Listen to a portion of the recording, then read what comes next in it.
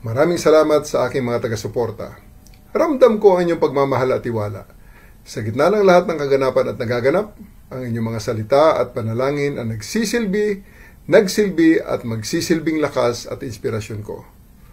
Ikalawa, salamat din sa mga naawa sa akin. Ngunit hinihiling ko sa inyo, huwag niyo akong kaawaan. In spite of my abrupt removal as Chief of the Philippine National Police, okay po ako.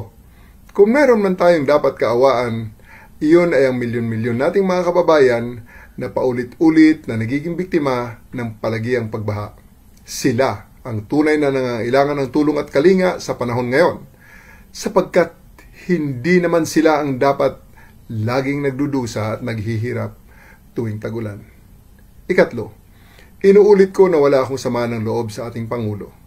Nauunawaan ko na kailangan niyang gumawa ng mga mabibigat na desisyon at ang pagkaalis ko bilang Chief of the Philippine National Police ay isa lamang sa mga ito.